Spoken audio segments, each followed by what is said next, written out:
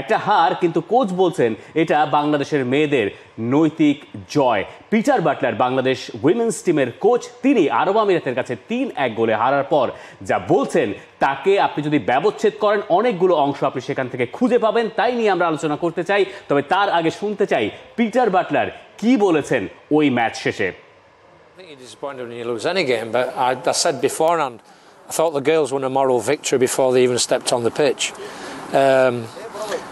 Personally speaking, I thought the way we played was outstanding. I thought we played some great football, and like I said, this team's been together 3 weeks. I think what's really important is to sort of put things in context.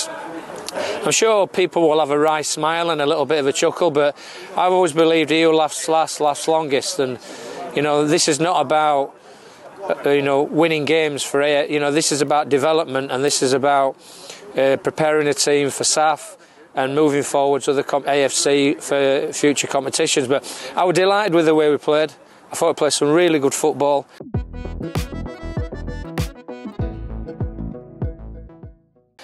We outplayed them for long periods, but there's a difference between playing through teams and playing good football and being direct and effective. And I thought they were direct, didn't play through us once all night. I thought we were the better, on the eye we were the better footballing team, but in reality you have to put things in perspective. We've come away from home, long flight, arrived yesterday. It's not easy. Peter বাটলারের কথায় কয়েকটা জিনিস খুব সুস্পষ্টভাবে চলে আসে। একটা হচ্ছে তিনি দলের রেজাল্ট নিয়ে খুবই খুশি, যদিও ম্যাচটা বাংলাদেশ হেরে গেছে। বাংলাদেশ এবং আরব আমিরাতের সঙ্গে ম্যাচের পার্থক্য আছে হচ্ছে র্যাঙ্কিংয়ে, এবং বাংলাদেশ দল ভ্রমণ করে গিয়েছে, তার পরদিন ম্যাচ খেলতে হয়েছে। সুস্পষ্ট একটা ট্যাকটিক্যাল ফিলসফি আমরা পিটার বাটলারের খেলায় দেখেছি, তিনি কীভাবে এই নতুন বাংলাদেশ দলকে থেকে ইন্টিগ্রেট করতে চাইলেন। এটা ব্যাক থ্রি নিয়ে আমরা শুরু করলাম, আফিদা একদম সেন্ট্রাল অফ দ্য ডিফেন্স। কিন্তু তারপর আরেকটা কথা যেটা পরিষ্কারভাবে তিনি বোঝাতে চাচ্ছেন রেজাল্টের বাইরে, যে এই ম্যাচটার ফলাফল দিয়ে আসলে তিনি এই দলটাকে বিচার করছে না। পুরো বিচারটা আসলে হচ্ছে পরবর্তী সাফ এবং এএফসির যে এশিয়ান কাপ রয়েছে সেটাকে কেন্দ্র করে আসলে পিটার বাটলার এই পুরো দলটাকে গুছাতে চাচ্ছেন 3 সপ্তাহের এই ট্রেনিং ক্যাম্পটার পর। বাংলাদেশের ম্যাচে যে যতটুকু আমরা দেখেছি সব কিছু মিলিয়ে তার এই ব্যাপারটা আই থিঙ্ক তিনি যেই অংশটা হচ্ছে ফোকাস করতে চাচ্ছেন সেটা বাংলাদেশের খেলায় ফুটে উঠেছে। ওই ফিলসফির জায়গাটা হয়তো 3 সপ্তাহের মধ্যে তিনি বের করে আনতে পেরেছেন, ফলাফলটা বাদ দিলে। উনি বারবারই এই কথাগুলো বলছিলেন। তার স্টার্টিং 11টা আমরা দেখছিলাম, যে 11টা তিনি নামিয়েছেন, সেখান থেকে একমাত্র গোল বাংলাদেশে যেটা এসে সেটা আফিদা খাতুন করেছেন একটা পেনাল্টি থেকে। আর আরব আমিরাতের এই দলটা আমরা বেশ কিছু ফুটবলার দেখলাম যারা আসলে পরে আরব আমিরাতের হয়েছেন, যেটা বাংলাদেশেও একটা সময় আসলে ওই পর্যায়ে চলে গেছে। সবাই ওয়ার্ল্ড ফুটবল এখন সেটাই ফলো করছে। কিন্তু আমরা এই কথার ব্যবচ্ছেদের দিকে যদি যাই, পিটার বাটলার যা বলেছেন, প্রথমত তিনি বলেছেন যে কেউ এই হার দেখে হাসাহাসি করতে পারে।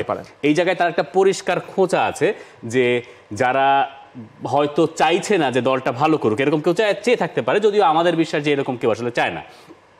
তারা হয়তো দিন শেষে একটু খুশি হতে পারে একটা ম্যাচের জন্য, কিন্তু তিনি দেখছেন যে লং টার্মে তার এই দলটা উন্নতি করবে। এবং যে কথা তিনি বারবারই বলছেন যে তাদেরকে ভেদ করে কেউ প্লে থ্রু করতে পারে নাই। যা খেলা হয়েছে, আরব আমিরাত যা খেলেছে সব হচ্ছে লং বল এবং ডিরেক্ট বল। তিনি এই লং বল, ডিরেক্ট অ্যাপ্রোচ, এই কথাগুলো ঘুরিয়ে ফিরিয়ে বারবার বলেছেন।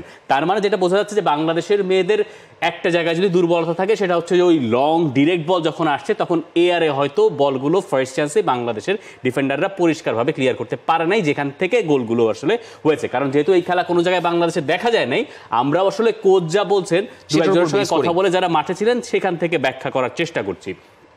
এবার যদি আপনি আসেন পিটার বাটলারের প্রথম কথায়, তিনি প্রথম কথাটায় বললেন যে মেয়েদের নৈতিক বিজয় হয়েছে। এই নৈতিক বিজয়েরও একটা ব্যাপার আছে।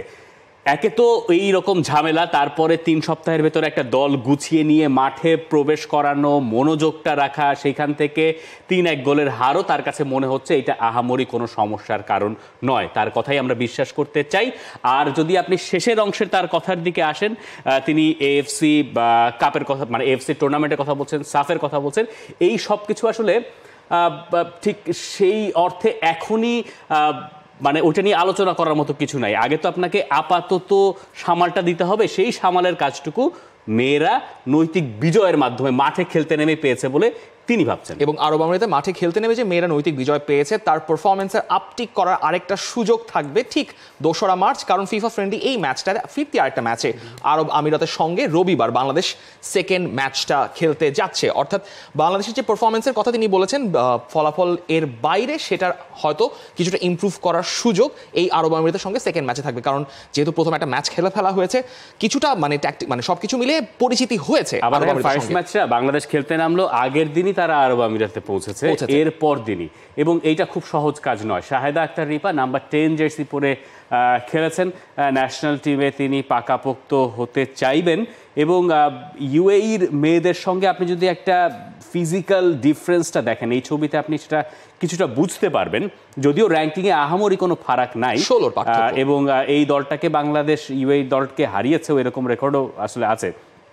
তো সেই হিসাব থেকে আপনি যদি বিচারটা করেন বাংলাদেশের জন্য একদমই মন্দ ফল নয়, বরং মেয়েরা যে একদিনের মাথায় গিয়ে খেলতে নেমে যে প্রফেশনাল পারফরমেন্স দেখিয়েছে এইটা নিয়ে বোধহয় প্রশংসা রাখতে করা যেতে পারে। আর কি কিছু বলার আছে আমাদের এই ম্যাচে? আমার মনে হয় পরের ম্যাচে বাংলাদেশ কেমন করে সেটা একটা দেখার বিষয়। For more updates, subscribe to our YouTube channel and click on the bell icon. Follow us on Facebook and Instagram. Download T-Sports app to enjoy exciting games and highlights. Visit tsports.com.